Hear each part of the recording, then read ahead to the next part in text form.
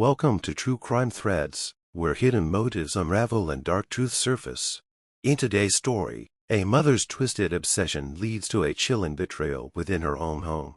In the quiet town of Maple Hill, the Fletcher family lived in a charming two-story house at the end of Willow Lane. Neighbors often described them as the perfect family. John Fletcher was a respected high school teacher who had taught for over 15 years. He was calm, logical, and known for coaching the school's debate team. His wife, Linda, worked part-time at the local library. She was polite and soft-spoken, always involved in neighborhood events and PTA meetings. Their two children, 17-year-old Emily and 14-year-old Max, were considered model students. Emily was bright, artistic, and had just been accepted into a prestigious university. Max was quieter, more reserved, but equally intelligent and friendly. From the outside, the Fletchers seemed to live a peaceful, well-organized life. They attended church on Sundays, hosted small barbecues in the summer, and kept their lawn neatly trimmed. Their Christmas decorations were always tasteful, and their family photos showed smiling faces in matching sweaters. But behind the tidy curtains of their home, something much darker was taking shape. Over the years, Linda's behavior began to shift. She became withdrawn around John and increasingly focused on Emily. She volunteered at her daughter's school more often, joined every committee she could, and found reasons to be present at all of Emily's activities. At first, it seemed like normal maternal pride, but soon it turned into something more intense. Linda stopped showing interest in her own hobbies and started organizing her entire schedule around her daughter's life. Her love didn't seem nurturing anymore. I felt suffocating. She became overly protective, going through Emily's belongings when she wasn't home and checking her phone messages when she thought no one was watching. She installed a GPS tracker on Emily's phone under the excuse of safety. She asked constant questions about her daughter's friends, especially the boys, and insisted on knowing where she was at every hour of the day. Emily didn't fully understand the changes, but noticed the way her mother stared at her longer than necessary, the way her mood darkened when Emily talked about independence or plans after graduation. John noticed Linda's behavior too. He tried to talk to her about setting boundaries and giving Emily space, but Linda would dismiss his concerns. Their conversations often ended in silence or cold distance. Max, on the other hand, seemed invisible to her. She showed little affection toward him and rarely included him in conversations. It became clear to both John and Max that Linda's world was revolving around only one person, Emily.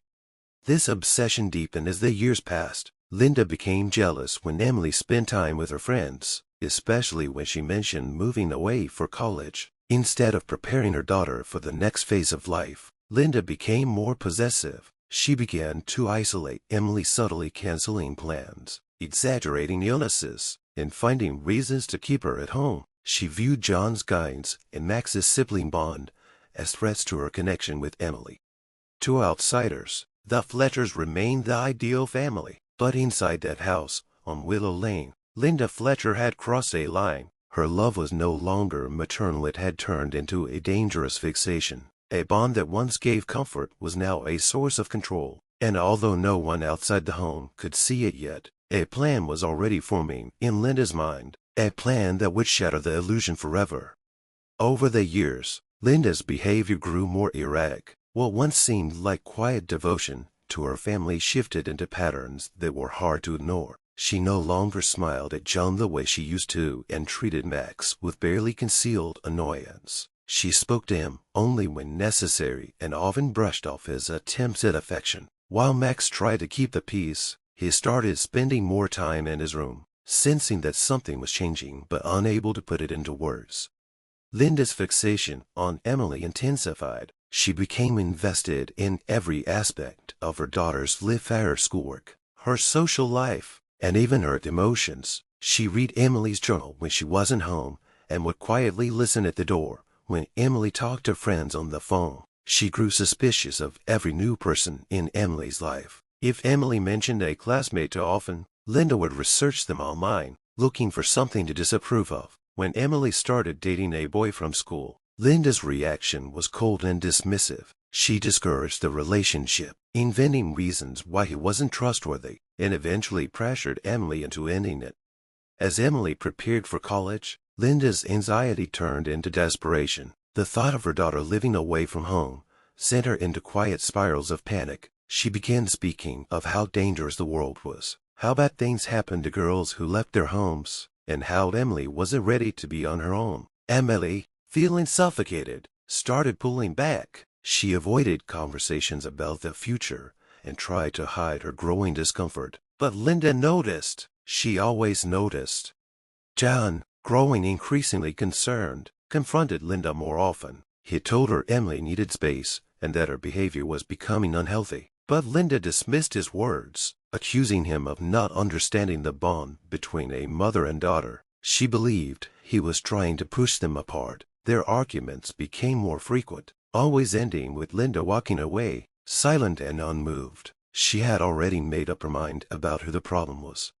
Linda began to see John and Max as barriers. She started spending more time alone with Emily, making excuses to exclude the rest of the family. She cooked special meals just for her daughter and planned outings that only included the two of them. She told Emily that no one else truly understood her, not even her own father or brother. These comments, subtle at first, grew bolder. She wanted Emily to believe that the others didn't care the way she did. Inside her mind, the separation was complete. She no longer viewed the family as a unit. To her, there were only two people who mattered, herself and Emily. She saw the others as outsiders, obstacles that stood in the way of her perfect connection. The more John tried to reconnect with his wife, the more she pulled away. The more Max tried to be involved, the more she ignored him. Linda's world was no longer rational. She had created a version of reality where she and her daughter were meant to be together, untouched by anyone else. She believed that Emily didn't need a father or a brother. She believed that they were holding her back. And somewhere in the quiet corners of her mind, a thought began to form that she would eventually act on, a thought that would change everything forever. One cold November evening, the Fletcher home went eerily quiet. It was the kind of night that should have felt ordinary, soup simmering on the stove, the hum of the television in the background, the sound of Emily finishing up a project in her room. Outside, the wind rustled the bare trees, and the neighborhood seemed to sleep peacefully under a gray sky. But inside the house, something had already gone terribly wrong. The next morning, the routine was broken. John didn't arrive at school. A teacher who had never missed a day without notice was now unreachable. Calls went unanswered, messages left unread. At first, his coworkers assumed he might be sick, but when the school day ended without a word, concern turned into fear. A neighbor, noticing the mail still in the box and the lights left on all night, contacted the police. When officers entered the Fletcher residence, they stepped into silence. Nothing was obviously disturbed at first glance, but the deeper they went into the house, the more unsettling it became. In the garage, John Fletcher was found lying face down beside his car. There were bruises along his skull and a pool of blood beneath him. Nearby, a wrench rested against the wall, carefully wiped but missed in haste. Small traces of blood remained along the edge. Inside the house, Max's door was closed. When they opened it, he was found in his bed, unmoving. He showed no visible injuries, but the medical examiner would later confirm he had been smothered in his sleep, most likely with a pillow. The room was otherwise untouched, no sign of a struggle, no overturned objects, nothing broken. His desk lamp was still on, casting a soft light on an open notebook. In another room, officers discovered Emily locked inside. She was shaken and confused, unsure of what had happened. She told officers she had gone to bed early after drinking tea her mother had made and couldn't remember much afterward. She said she had woken up and found her door wouldn't open. She had no idea where her father or brother were. She clung to the officers, frightened and disoriented. Linda was found sitting calmly in the living room. She wore a robe and had a warm cup of tea in her hand. She explained that an intruder must have entered the house during the night. She claimed she had hidden Emily in her room to protect her, locking the door from the outside. She said she hadn't heard much else and assumed the attacker had escaped before she could do anything. Her demeanor was composed, even as she recounted the supposed break-in. Investigators found this story strange. There were no signs of forced entry, no broken locks, and no missing items. Nothing appeared stolen. The family's valuables were untouched. All windows were closed, and the back door was still bolted from the inside. The house looked exactly as it always did, neat, quiet, undisturbed, except for the 2 lives that had ended during the night. Though Linda's story lacked credibility, there was no direct evidence linking her to the deaths. No fingerprints, no bloodstains on her clothing, and no witness could place her at the scene of the crimes. For the moment, she was free, but suspicion had already begun to take hold. Something didn't feel right, and soon, that feeling would lead to deeper questions that Linda wouldn't be able to answer. The investigation moved slowly until one crucial piece changed everything. For weeks, detectives sifted through the Fletcher home, looking for anything that could prove or disprove Linda's account. With no signs of forced entry, no stolen property, and no evidence of an intruder, their attention naturally turned toward those inside the house. But Linda maintained her version of events, insisting that someone had broken in during the night and targeted her family. She presented herself as a grieving mother and wife who had survived a terrible ordeal, and for a time, that's how she was treated.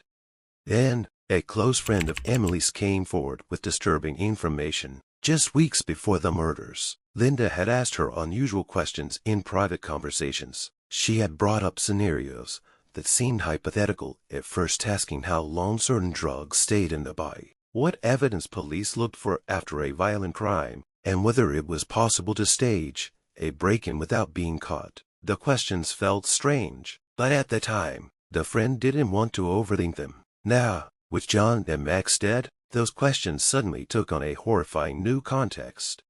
This testimony gave detectives enough cause to dig deeper into Linda's personal devices. A warrant was issued for her computer and phone records. What they found unraveled the carefully controlled image Linda had built. Her internet history revealed searches for phrases like how to kill without leaving marks, fastest-acting sleep medications, and how to delete surveillance footage permanently. She had visited forums discussing crime scene cleanup, as well as news articles about unsolved domestic murders.